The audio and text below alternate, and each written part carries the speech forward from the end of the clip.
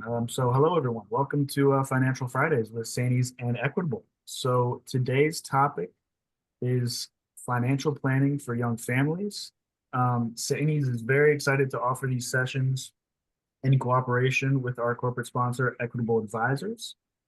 Before we begin, we will hear a few words from our sponsor.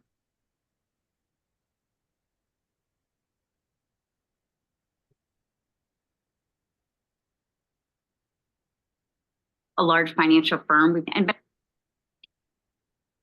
strategic partner of Sanies for the last 10 years. In that, we've had a commitment to the K-12 marketplace, making sure that educators are educated about their finances. We've been able to give those members additional support that's needed to make some of the biggest decisions in their life, like preparing for their retirement and their kids' college education. When an Equitable advisor meets with a Sanies member, what our objective is to give them the confidence that they need going into retirement, making one of the biggest financial decisions they'll ever make in their life, to best assist them prepare with whatever their financial goals are. Equitable provides Sanies members includes financial resources and articles, complimentary financial profile meetings and an asset map, professional development educational webinars to units, and then in 2025 we're going to be doing a Ready to Retire series for people that are at least 1 to 3 years out from retirement and want to know how to finalize next steps. One of the benefits of being a Sanies member is on the first Friday of each month, we've always provided a Financial Friday series. It's a 30-minute series that goes from 12 to 12:30 that's presented by local regional representatives at Equitable that manage each region within Sanies on a variety of topics, including planning for the future, student loan forgiveness, and healthcare and retirement. What I would want Sanies members to know about the Equitable relationship is that you're going to have questions that come up, and there's always a tremendous amount of resources. There's an email address, saniesmembers@equitable.com, that can be utilized, and there's always somebody on the other end of that email address to address any questions, comments, or concerns. Best time to plan for retirement is today. Looking at the future immediately or as soon as you're able to, realistically, you're going to be best prepared for that future. Sometimes if people haven't looked for the financial future yet, minimally 7 to 10 years out from retirement, that threshold absolutely must start because you still have time to make effective change, tweaks, and adjustments to your financial situation to best be prepared. The most important message for Sanies members to know is that Equitable Advisors is there to help them as life comes up. It is normal and it's going to happen where there's questions, concerns, things you're unsure about, and you've got a tremendous amount of resources to help and support you through that.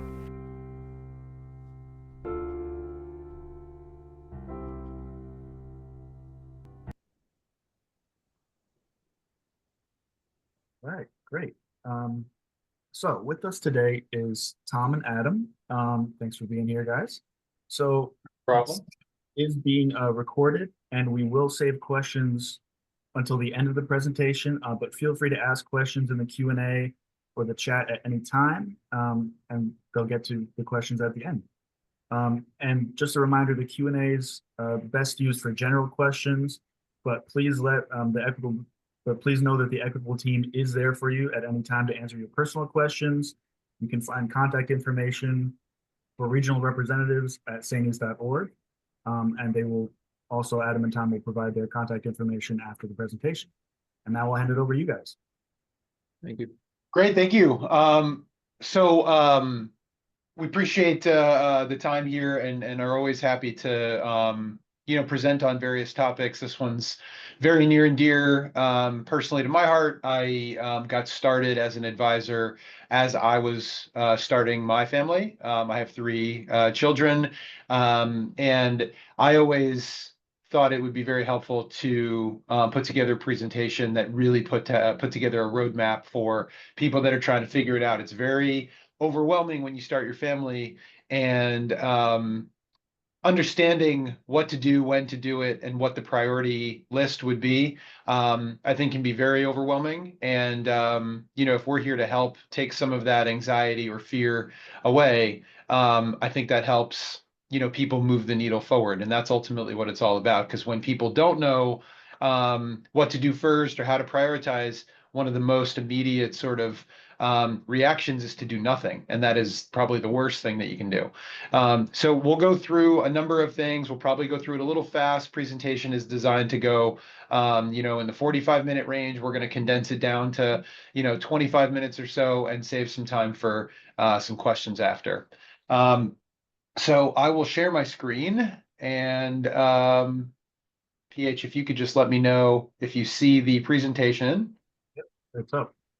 Awesome. All right. So let me see here. There we go. So we have a couple things that we'll discuss. First and foremost, creating a path, creating a plan, creating sort of a to-do list, and how to prioritize, what to prioritize, and how to move on down that list and not feel like you're overwhelmed. Because once you feel like you're overwhelmed, that usually comes from either not knowing what to do or trying to do too many things at once.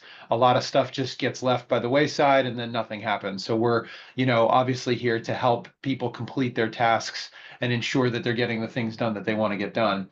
Number two is creating financial priorities, or again, sort of prioritizing them in your life. Three is fine tuning the things that you've set up, and four will be that Q&A. Okay. And again, like PH said, please feel free to in the chat let us know what questions you have, if you have them, or you can jot them down and we can go over them after.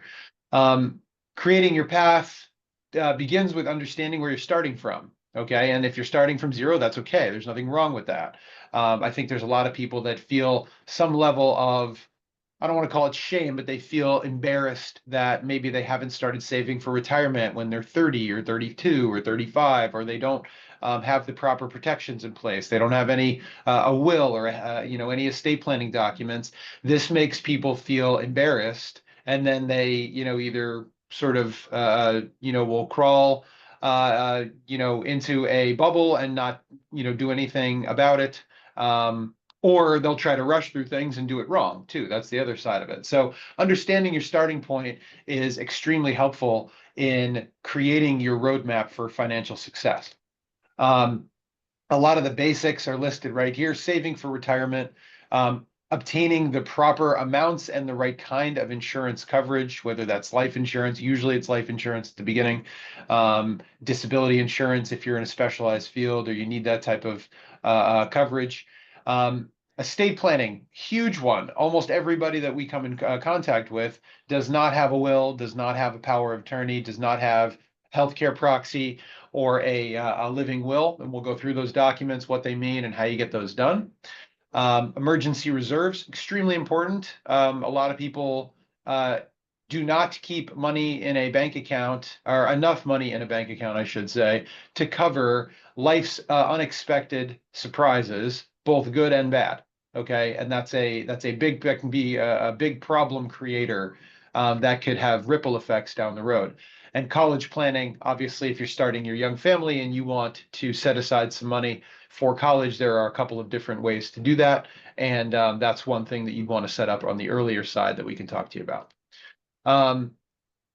Getting started is by far the biggest obstacle. Okay, getting things set up, getting a 403b retirement account set up, an IRA, a term life insurance, everything is much easier once it is established. It is by far the biggest hurdle that we see, and we see it time and time again. Again, easiest way to combat this is to consult with your financial professional. If you don't have one, obviously we can help you, or we can help point you in the direction of where you need to go. But getting started is by far the biggest hurdle. Investments, when you start out, especially if you're on the younger side, you're in your 20s or your 30s, you want to be investing in equities. Equities are stocks or stock funds that will give you the best chance to make money long term. Okay, we'll talk to you a little bit about equities versus fixed income and traditional versus Roth savings, if your districts or your school, your school districts allow for that. Okay. Tom's going to talk a little bit about the types of retirement accounts and the different tax treatments associated with those retirement accounts. Sure. Yeah. So really there's two types of retirement accounts that are out there, both pre-tax and Roth that you see here on the screen. And they work a little differently. The top one, pre-tax, when the money goes into the account, you are not taxed at that point in time. This is usually the most common one we see in the 403B space, having a pre-tax 403B. The money that goes into it out of your payroll deduction check does not get taxed when it goes into the account. As it grows in the account with the investments inside of there, it is once again not taxed. On the way out, where you see that third X there, when you actually physically take a distribution from that pre-tax retirement account, is at the point you will pay taxes for that money. A Roth underneath it works quite the opposite. You pay the taxes up front when you have that type of account. So a lot of school districts do offer a Roth 403B, or you may be familiar with a Roth IRA. These are treated in this fashion, where you are paying the taxes up front when the money goes in, and it's growing non-taxable. And then when you take the distributions in retirement from those accounts, you are not paying the taxes on that money. So really the importance is understanding, one, what the differences are, and how to properly utilize these and the pros and cons to each of them when you're talking about setting up retirement accounts and accumulating assets inside of them. Well said. Okay, gotta click on this first. There we go. This is a real big, this is a very important concept, understanding where your growth comes from. All right, so it sounds obvious that growth can come from your performance in the market, right? Market goes up over time and you're going to make more money. However, early on, and I mean for probably 20 to 30 years, the biggest component of growth or growing your own retirement assets come from your own contributions, and more specifically, continuing to increase your contributions. Now, again, that might sound obvious. I grow an account larger by the amount that I put into it. But if you, I can't tell you how many times Tom and I have met with somebody, opened a retirement account 10, 12, 15 years ago, and they started small because that was what they could afford, and they're putting in $50 a paycheck. Now that 42, 43-year-old is putting the same $50 a paycheck away, right? They're putting $1,000 a year away or thereabouts, and they have $17,000 saved for retirement. That's not getting them anywhere. They're not gonna have enough money to supplement their own retirement, their pension, and all that other stuff. And that's a whole conversation for another time. But the point is, you have to continually increase your contributions and usually link it to, a percentage of your salary. If you're doing 10% as a minimum of your long-term savings, towards your long-term savings, you're doing good shape. So if you're making $90,000 a year, you want to be putting around $9,000 away into your retirement account. If you're a 10-month employee, that's $450 per paycheck. So as your wealth grows, as your salary grows, you want to continually increase your contributions so that when you get to be 50, 52, 55, now you're going to make more money by letting compounding interest do its thing, right? If you have 50,000 in your account when you're 50 years old and you make 10%, you make 10% in a bottom line return in the market that year, you make $5,000. People will call us and say, how come I didn't make more money? 10% is a really nice return. It just doesn't seem like a lot because there's not a ton in the account to provide that bottom line number that you're looking for. If you've got $250,000 saved, and now you make that same 10% at age 52 or 55, now you're going to make 25,000 in bottom line return that year. That's serious money. Okay. And that snowball starts to really run down the hill around, that's typically when we see it in your mid 50s and beyond. And that's when your compounding interest takes over as the primary driver for the growth in your account. But for the first 25 to 30 years, it is coming from the dominant force in the growth of your account is how much you put in and letting that money continually work for you. But it's got to be, kept up with how much you make. Okay. Protecting your loved ones with life insurance. This is a very easy, basic concept. Bottom line, if you are a young parent, you just had a child, you've had your second child, you have little kids, people depend on your salary. You need to ensure that if God forbid something happens to you, that money, that income that you brought to your family is not completely eliminated by the unexpected passing of a parent. We've seen many instances, I know, excuse me, I know I've personally seen many instances of friends and college roommates and people I used to play, sports with unexpectedly passed away. The most heartbreaking thing for us as advisors is seeing a GoFundMe page or a Kickstarter campaign to help pay for a funeral. Okay, and that's very, very easily dealt with by obtaining inexpensive, cheap term life insurance. For example, I have a $1 million term policy on myself. It costs me $400 a year for that $1 million in coverage. All right, so it's not something that needs to break the bank. It is not supposed to. It is something you want to completely check off your to-do list, file away, and make sure that you have, so that that devastating situation doesn't happen to you and your family. Now, these are important decisions that obviously you need to ask yourself, and they're very it's kind of depressing to talk about. So this and the estate planning are depressing topics to talk about or think about, because you're obviously thinking about, what if the worst happens, right? That doesn't mean it goes away if you don't it's the same as dealing with stuff you don't want to deal with. If it doesn't get dealt with because you just want to leave it aside, doesn't solve the problem. It just pushes it off for a later time. So some of the questions: what would happen to my spouse or my children if I died prematurely or suddenly? Would their dreams still be able to be fulfilled? Would they still continue the same lifestyle? Would they still be able to live in the same house? Would they still be able to play the same sports and do the same things that they got accustomed to? Would my spouse have to worry about daycare, mortgage, bills, etc.? If I knew I could help protect them from unforeseen circumstances, would I do it? Of course you would. So Tom can talk a little bit about the differences or the different types of life insurance. Sure. The different types of life insurance, really it breaks down into two main areas. It's term insurance versus permanent insurance. Term insurance is typically more affordable and it's higher coverage. And like Adam was saying, you're checking the box of having that coverage. God forbid something were to happen, you have something in place. Now, from the insurance company's perspective, it's more affordable and a higher coverage because term insurance, you are covered for a specific period of time, a term. Typically, we see 20 years, a term 20. You may even see term 30, where you are covered for that duration of time. So you pay for the insurance and you are covered for that period in time.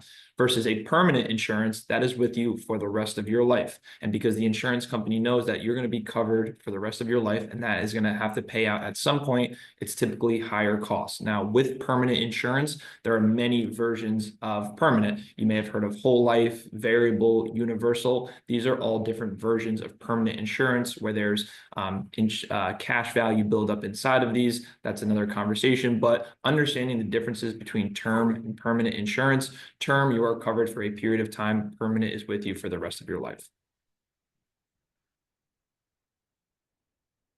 So estate planning, we'll briefly touch on this. Doesn't mean it's extremely important. It's one of the most important things that you can get set up and again, check on your to-do list as you're getting your fundamentals or your infrastructure, the base of your pyramid, whatever you want to call it. The bottom, sort of base of your pyramid needs to include a basic estate plan. Okay. You want to have a will, right? What happens to my stuff if God forbid? A power of attorney is a document essentially that allows someone to be named to be able to make financial decisions for you if you are incapacitated and unable to make them yourself. So if you're in a car crash and you are in a coma, or you have a major medical event like a stroke or something that allows you, or that does not allow you to think on your own or do things on your own, these documents will help you sort everything out, or help your family sort everything out. Power of attorney helps with financial decisions. A healthcare proxy or healthcare power of attorney is for healthcare decisions, same type of thing. If I need care and I'm in a hospital 2 hours away from my house, can my healthcare power of attorney move me to a house, a hospital closer to where I live, where my family is? That's the only way that's going to happen. They will not let you do it without these documents. A living will is a very depressing end-of-life document, but it doesn't mean it's not necessary. It allows you to spell out how you would like your last wishes to be carried out. Okay, so getting all this done, a lot of times school districts allow for a will day or have something that you can get for free. If you can do that, great. It's not the most comprehensive. It's not going to check every box, but it is better than nothing. We recommend seeing a private attorney that will do this for you. We have contacts. We can help point you in the right direction of getting this done, especially in New York State. You know, you can expect to pay a little bit for it, $800, $1,000 for a family to get all of these documents done. But again, like me, I got these done before my kids were born. These documents now sit in a safe and we know exactly where they are. God forbid something happens. All right, so extremely, extremely important. And usually this goes in conjunction with life insurance. Most people do these things at the same time. Okay.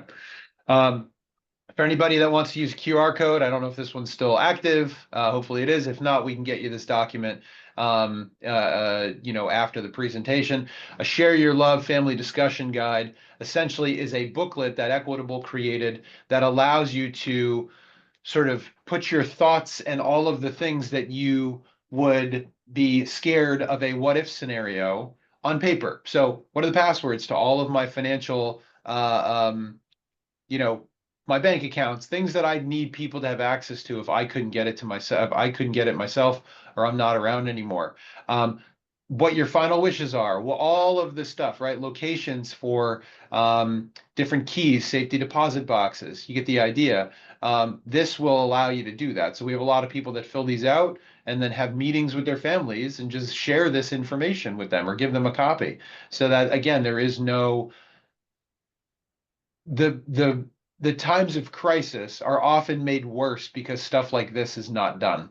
If you can take one thing away from that anxiety or from that stress of when the time of crisis, it's absolutely worthwhile to spend 20, 30 minutes or an hour or however long it takes you to fill this out to do that. And I think your family's better off for it.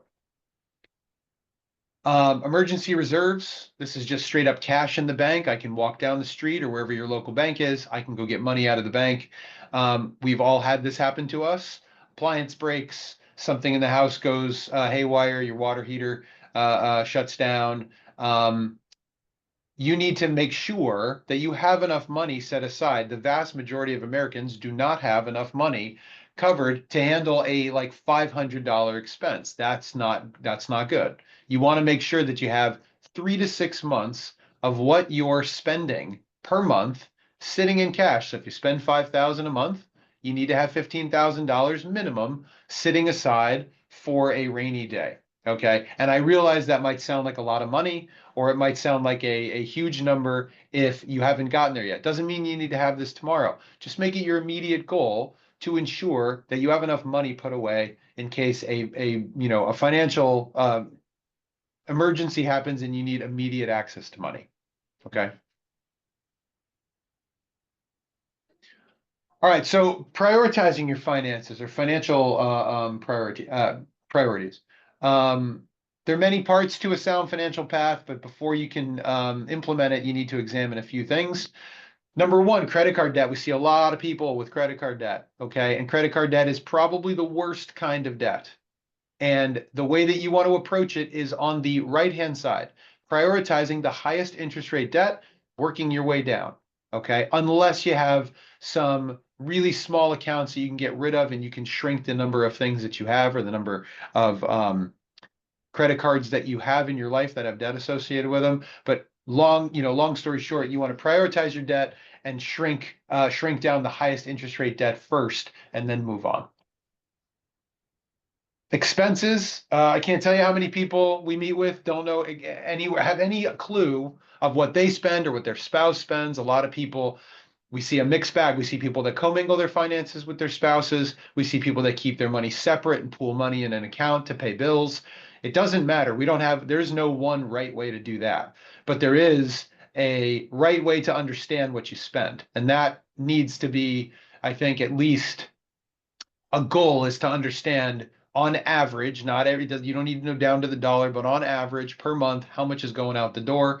If you don't know how much is going out the door, it's very, very hard to plan long term when it relates to emergency reserves for now, but also long term when you need retirement income. All right. There's no way to know how much you need unless you know how much you spend. So budgeting, obviously something that we help with, or we have spreadsheets and, can provide resources to people that can input these things in fillable Excels and things like that. So just let us know if you need help with that. Finally, fine tuning, right? Just as life changes, so will your financial plan, right? Mike Tyson's famous quote, everybody has a plan until they get punched in the face, right? Life is going to punch you in the face a lot. It doesn't mean that you need to stay off the path. You get knocked off your path because you need to pay for an emergency medical bill or something that came along that cost you way more money than you thought. Work your way through it and then get back on your path and continue. Don't let that be the derailer of your financial plan. Okay, so increasing your contributions to your retirement account. We mentioned this earlier. That's a great way to continue to ensure that your retirement accounts will grow, right? Especially times like this. Markets are volatile. Obviously, there's a lot going on in the world.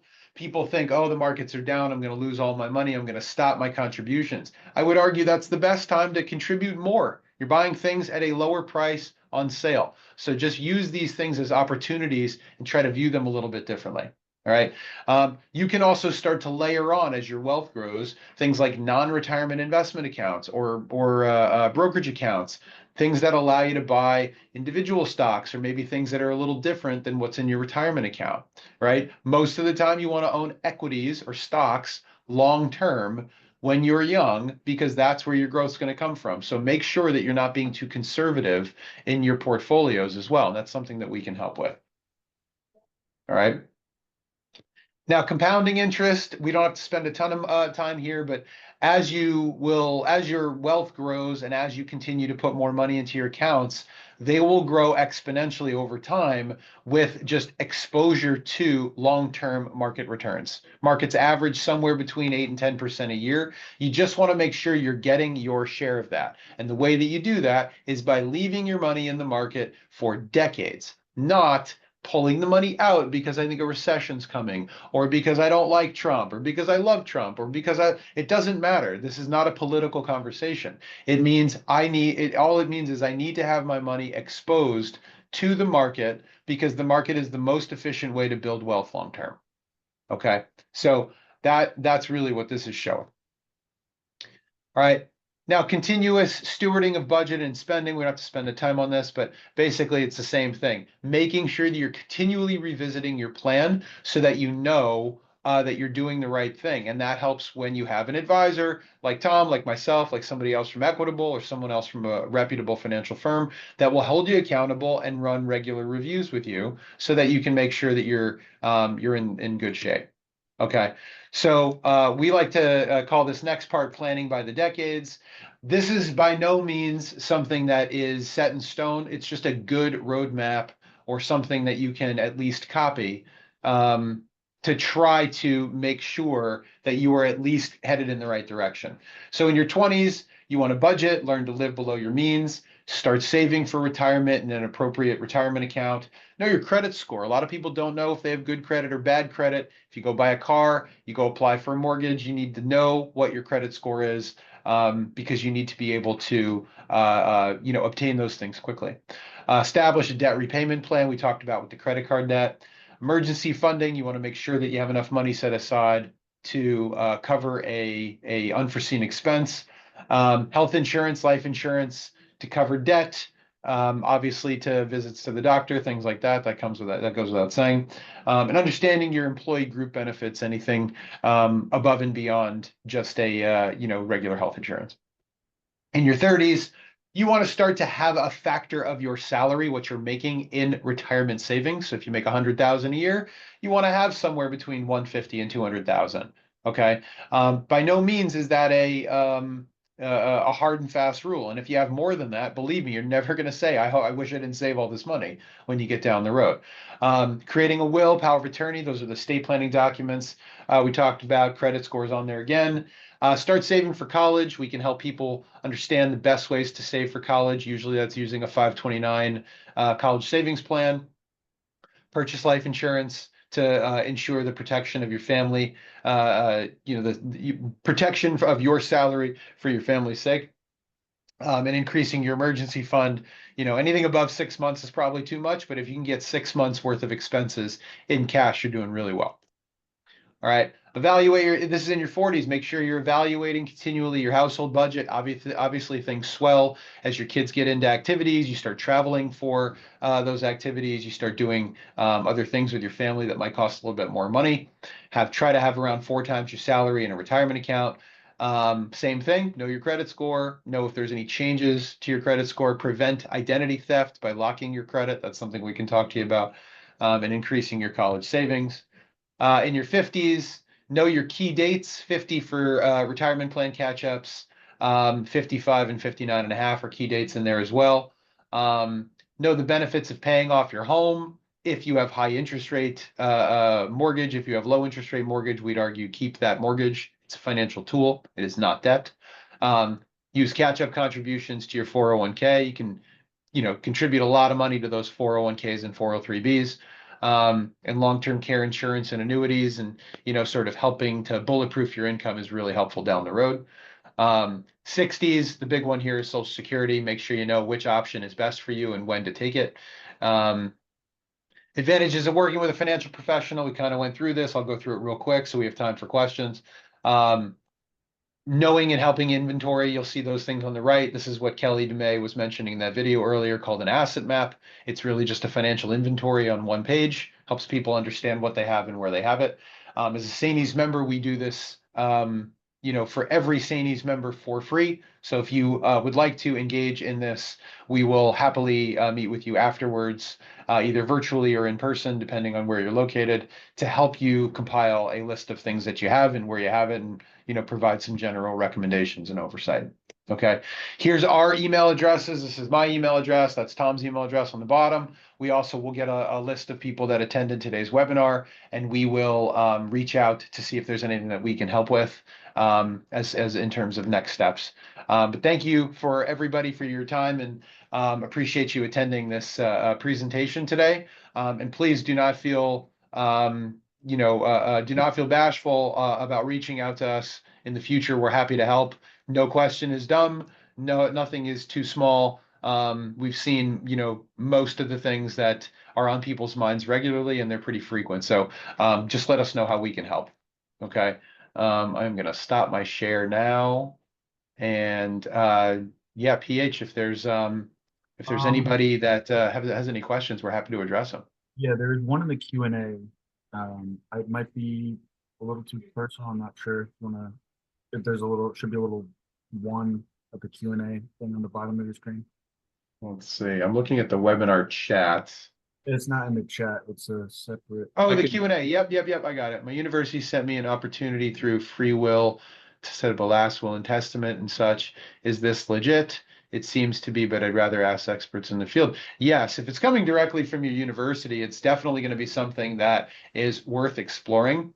It's probably going to be either free or extremely inexpensive, which will help from getting these documents done. Another big hurdle that comes with the estate planning is the cost associated with it. It is something that costs somewhere, I've seen it range from $600 on the ultra cheap side. Most of the time, if you do it with a reputable law firm, it's going to cost somewhere between $1,000 and $1,200 for a family. It's worth the money.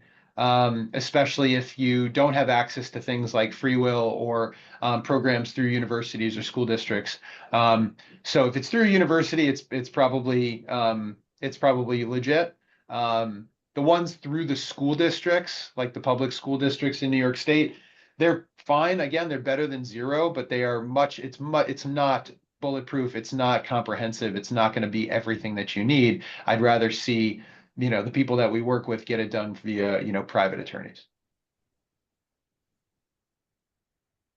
And if you have anybody that's still on, if you have questions, you don't have to type them in. You can feel free to unmute yourself or come on. I don't know if they have the ability to do that. Can they do that, PH?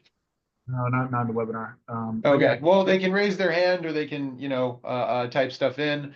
But I know we still have 5 attendees on. Does anybody have any other questions for Tom or myself? And did you have your contact information that you wanted to share if people wanted to get in touch with you? Or yeah, we had it on the slide in our email. We'll also follow up with everybody that was on just to provide our contact info and see if they'd like to do a free sort of consultation meeting. All right. Well, All right. Anybody else? Any other last minute questions? Judging by the amount of people dropping off the attendee list, I would say no. thanks for Um, doing the presentation. Thank you. yeah, no Thank you. problem. Thanks, PH, for having us. And we're happy to do it. And, just let us know how we can help, Sandy's as an organization and everybody associated in the future.